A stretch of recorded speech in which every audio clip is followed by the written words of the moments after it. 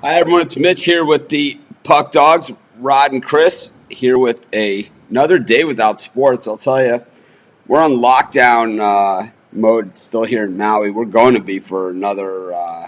Today's the second, so we've got, including today, we've got 29 more days of the lockdown, unless they extend it. But hopefully, you guys are safe and sound. The news not pretty. Anywhere you look. I don't understand some of the things that are going on out there, but it's not my decision to make. It's really not what our stuff is about. But just remember social distancing and, trying to stay away from people. I think that's really what this is all about. It sucks. Jason Moorhead, you're 9-0 on Sims. Yes, I am. I am 9-0 on Sim picks. Chris, you want to tell us about yesterday? I was 6-0 going into yesterday's. I could tell you every single pick I've made on the show. Chris can tell you them all too. The other day I had Miami. So it started off, I had Miami, Philly on the money line against Dallas, and the Vikings minus 2.5. The Vikings won 51-10. The Dolphins won outright and against the Bengals in overtime, and Philly beat Dallas outright as well. Then the day after that, we had the one of them was basketball. We won that with the Lakers. Clippers. But Lakers beat the Clippers by 32. yeah, I find these sim picks pretty easy. It's I don't know. I haven't watched one game, and I have never played these games. But I can tell you, if you're going by the ratings of the teams and how this should play out based upon the rosters that are there, then these are layups. These are all layups. Yesterday, I had the Jaguars. They won 26-19. They were plus 3.5. We won with that one. I had the 49ers minus 8.5. They won 27-16. And we had the Chargers minus 3.5.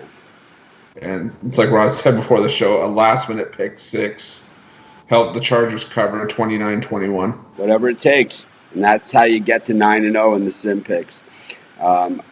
It's not going to last forever, but I'll tell you what, I'd rather start 9-0 than 0-9. That's for sure. Pulling a page out of my book at that point. Yeah. Well, I mean, I've done it too. I've had like NBA seasons where it's like, I think it was like 4 or 5 years ago.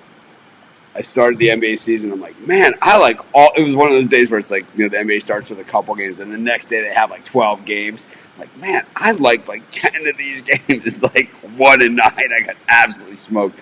I was like digging for the whole season. It takes if you go 1-9, and you're a handicapper and they're keeping your record, it takes weeks to dig out from something like that. Because even if you're going like 5-2. It's still, those twos adding on now. All of a sudden, you're 6-11. It's like, a 500 day and stuff like that. But, I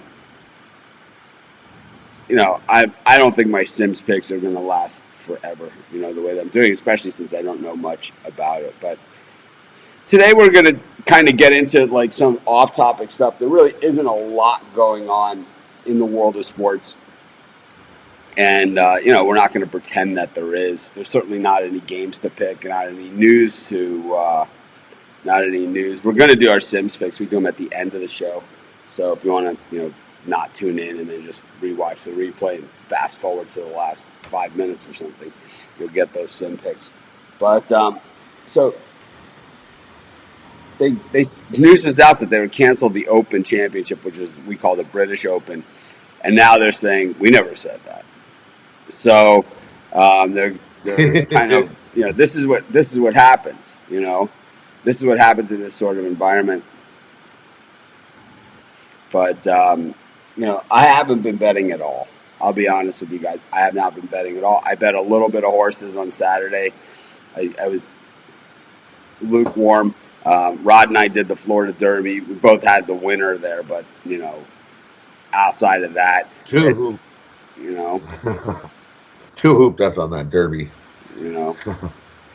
Two came running out of nowhere right at the end and got second. Yeah, I liked it too when we went over the form, and I don't know why I threw them out. I kind of like I took a long shot in there, and mine was the 10 that I took instead, and it was kind of I had it narrowed down to a few horses. I could have gone 2, I could have gone 10, could have gone there was a few scratches in there. I don't know. It's one of those things where I really didn't prep all that much, and at the end of it, I kind of just threw some horses together when we did our picks at the end. So it wasn't my best, but certainly not my worst. So once again, I'm going to get back to the social distancing thing, and it's the last thing I'm going to say about it is that I know there are 17 states that don't have lockdown orders in the United States, and I don't know what it is in Canada, but I would say that the longer that the states don't have the lockdown, the longer it's going to be until we have sports. Yep. Because I'll tell you one thing, I don't like it. All right, all right. Let's get one thing. Let's put. We're going to get into the topic of the show in just in a second here, and this kind of all leads into it. But I'm not. Well, I love you guys, and I like hanging out with you guys because you guys number one. You know your shit, right? And it's like really that's what it comes down to. You guys know your stuff, so it's like when I'm talking sports with you guys, and we're talking about sports betting, and it's like I don't just mean these guys. I mean everybody, right? Our group, right? Us, the Pick Dogs community. That we have 4,000 people in our Facebook group, millions of people right between Sports Chat and Pick Dogs that visit our sites. We have 8,000 actually in one Facebook group, 4,000, so 12,000 people in our Facebook groups. We have 3 million people that come to the website. We have 14,600 YouTube subscribers. We were adding 100 a day, before all this stuff started. And, we had 1.7 million YouTube views in a month, which is in the short month of February, right? So I'm talking about our community overall. That you guys, you know your stuff, but in general, I don't really hang out with a lot of people. I live on an island that we're remote. We're super remote here. Most of my friends that I have here are surfers, so they don't really follow sports all that much. They don't even ask, who do you think is going to win the Super Bowl or anything like that. And, so in general, it's like when most people know what I do, they always ask questions that are kind of like, to me, not really what I'm thinking about or not what I care about or not even what I feel like talking about. So I don't really hang out with a lot of people, just not, in general. I just don't. I don't, like, someone will ask me, if I see them and they know I'm in sports, who do you think is going to win the Super Bowl this year? It's like, shit, I don't even know if we're going to have a season, right? It's like, it's like, in general, on a day-to-day basis, who's going to win the NBA championship? I mean, that's one of the hardest questions out there, right? I mean, during this NBA season that we had, way out. I mean, there's, when we left off, there's 10 teams that could have done it, right? And, I'm just trying to get through the day. It's like, I get on here and I grind with you guys. I do all those YouTube videos at night. I'm grinding. I'm looking through the articles that the guys have written. I mean, we're grinding just to get through the day. And someone's asking me, hey, how do you think the Bears are going to be this year? It's like we haven't even had the draft and free agency hasn't started, right? It's like these are the type of things, but.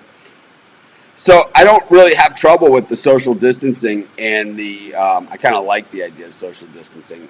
I don't like people up in my grill. And I kind of, the lockdown, really, I go surfing or play golf at, 5, 6 o'clock in the morning.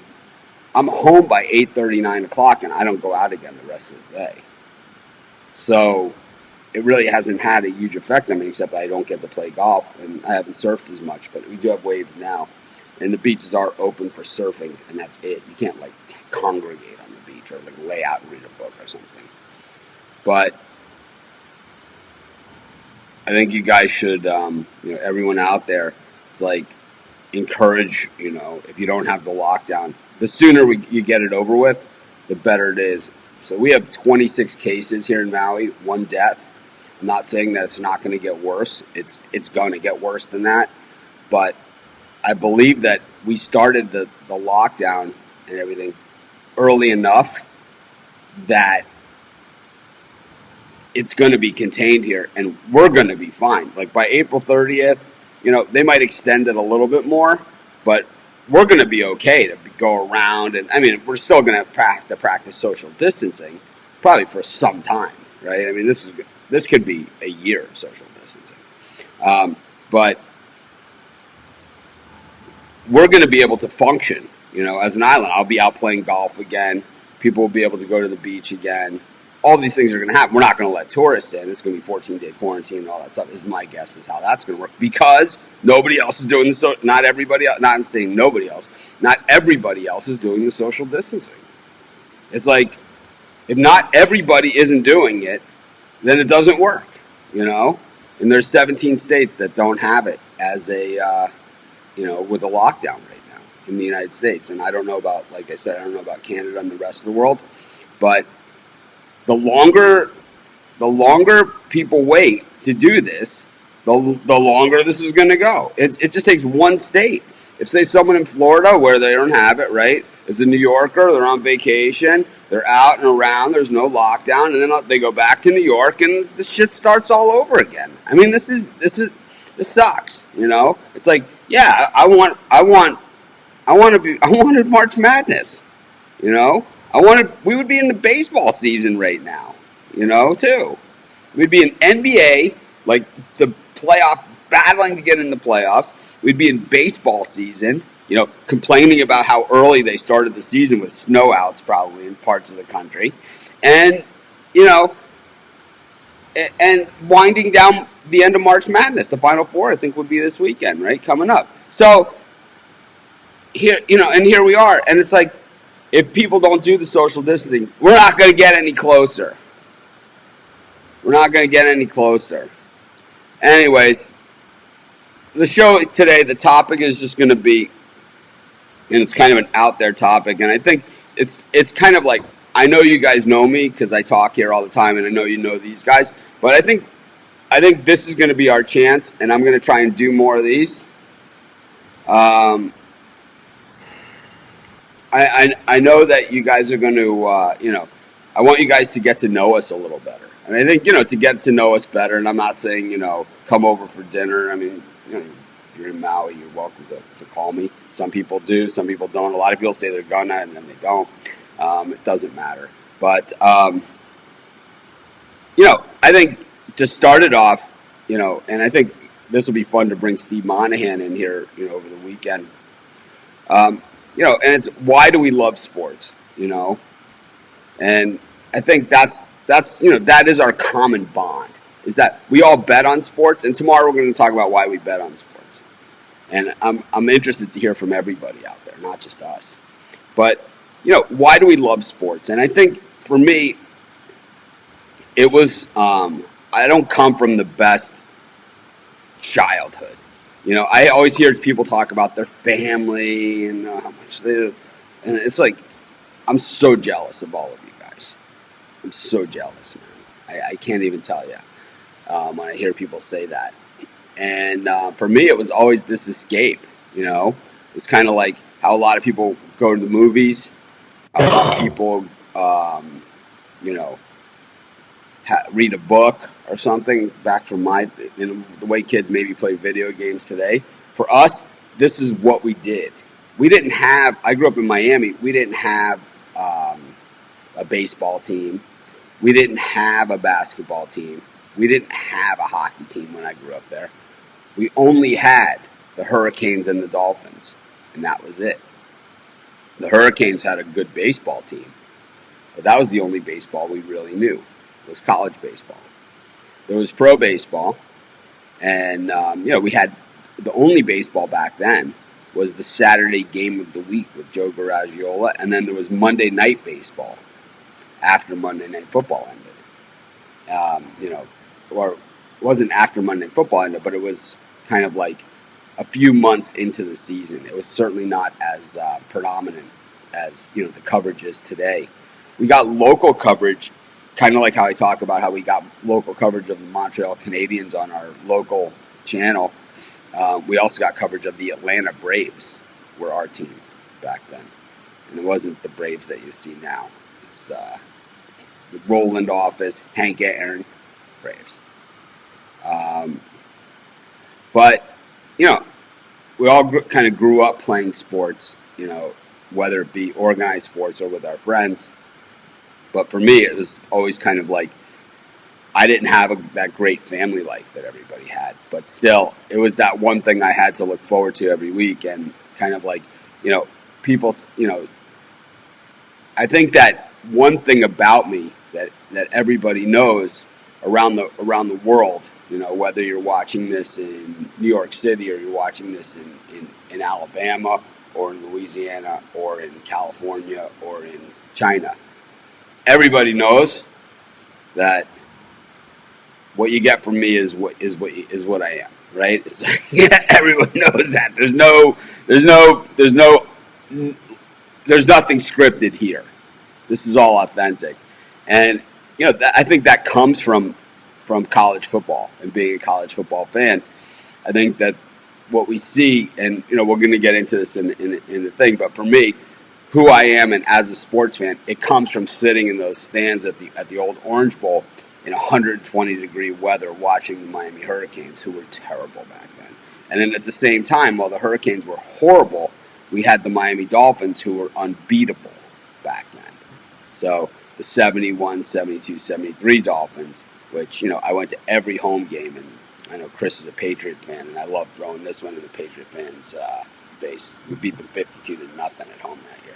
Anyways, Chris, you want to give us a little bit of background about, like, you know, why you love sports? Because obviously, you know, you write thousands of articles a year and, you know, hundreds every month, you know, so you can't, I try and explain to people, I talk to people about starting a website. People ask me all the time, how do I start a website? And we'll do some shows on that too, you know, and how do you start a YouTube channel and how do you start a podcast and all these other things that I've done. But the one thing that I always tell everybody is that you can't possibly do any of that stuff, no matter what the topic is, unless you really love it. Because a guy like Chris, who writes all these articles every month and even shows up on this show, some days you feel like doing it and some days you don't. So you got to really, really love it and be able to do it kind of on your very worst day. So Chris, you want to give us a little bit of background, like when was your first game that you remember watching? And you know, First game I remember watching was in 1996. I was 5 years old. And I remember this vividly because I was 30. I was 20.